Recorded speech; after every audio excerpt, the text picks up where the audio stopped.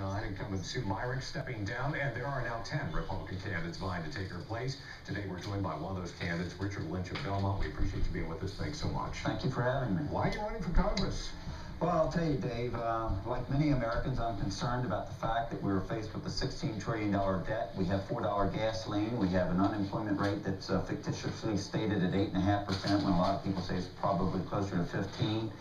We have absolute gridlock in Washington, and we've lost our way. We don't know what constitutional government is anymore. Do you think we lost our way before President Obama? How long have we lost our way in this country, do you believe? Well, I believe if you look back over the records, and I have a chart that I made up. I usually carry with me. I should have brought it today. It shows that since 1952, the national debt has increased, has never decreased, with the exception of 2 years during the Eisenhower term, but has always increased. And it's been a result of, it didn't matter if we had a Republican-controlled Congress or Democratic-controlled Congress, whatever the mix was. The one thing that's been consistent through all this time is an increase in the debt.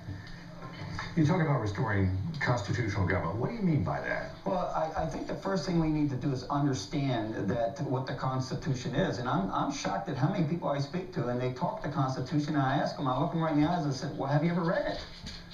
And they say, no. I said, well, how can you talk about it? Constitutional government is a foundation upon which this country was built, that and capitalism. I have a 5-step plan to restore the Constitution, back to constitutional government. And it's very simple. What is it? It's very simple. Number 1, no bill to exceed 10 pages. Number 2, every bill that's introduced must have attached to it the article out of the Constitution giving it authorization for that bill. Number 3, any bill that's introduced cannot have anything in content that does not pertain to the title of the bill. Number 4, all bills must be posted online, written in layman's terms, for 7 days prior to being introduced on the floor. And finally, number 5, if a bill requires expenditures, it's got to show the cost, who the beneficiaries are, how many, who's going to pay for it, how it's going to get paid, and a sunset date. If elected, you'd be one of 435 members in Congress. How would you work with people across the aisle? Because that's not working very well right now. Well, you know, it's funny that you say that, because one of the things I hear on this campaign all the time is, I'm going to reach across the aisle. Dave, correct me if I'm wrong, but reaching across the aisle is what's gotten us into this mess in the first place. I don't want you to reach across the aisle to agree with you on something that's wrong. But how do you get things passed if you don't reach across the aisle, though? Well, very simple. I pull this out. I pull out the Constitution and I say to my fellow representative, show me in this Constitution where what you're proposing is doable. If it's not in here, we don't talk about it. Otherwise, I don't want to reach across the aisle.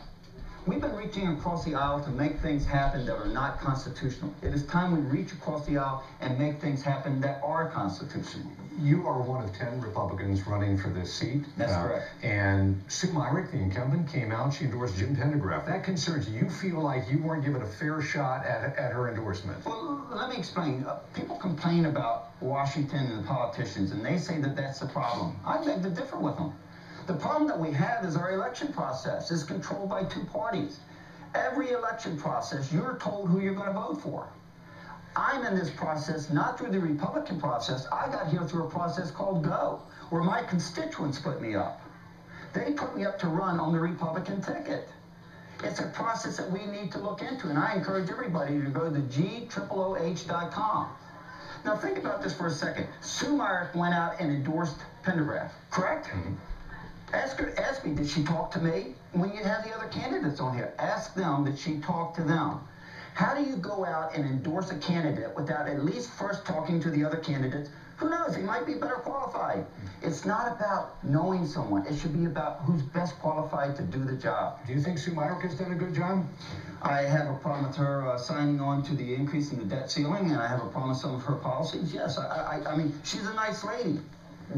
Don't get me wrong, but here's what's happened with nice people.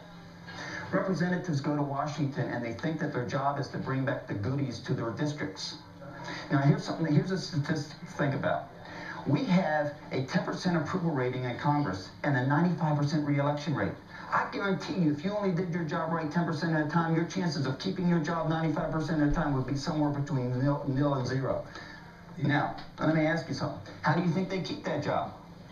Because individually, every representative comes back with goodies from Washington that they really shouldn't be bringing back in the first place because they're not constitutionally founded. Now, individually, they're all good guys, but collectively, they're all destroying the country. You once ran for governor of New Jersey. Yes, sir. Why did you run for governor, and what did you learn from that experience? I ran because, believe it or not, I actually voted for the person I ran against. Jim Forio was running for office, and I'll never forget it. It was like yesterday. He stood before the American people, took his fist and pounded it on the podium. He says, there's no need for new taxes. Government must cut back spending. He got into office and hit New Jersey with the single largest tax increase in history. And I said, it's time for him to go. Richard Lynch, candidate for 9th District Congress. We appreciate you being with us today. Thanks so much. Well, coming up here, 3 Democrats who want to be governor go head-to-head. And Republican Pat McCrory pushes voter ID.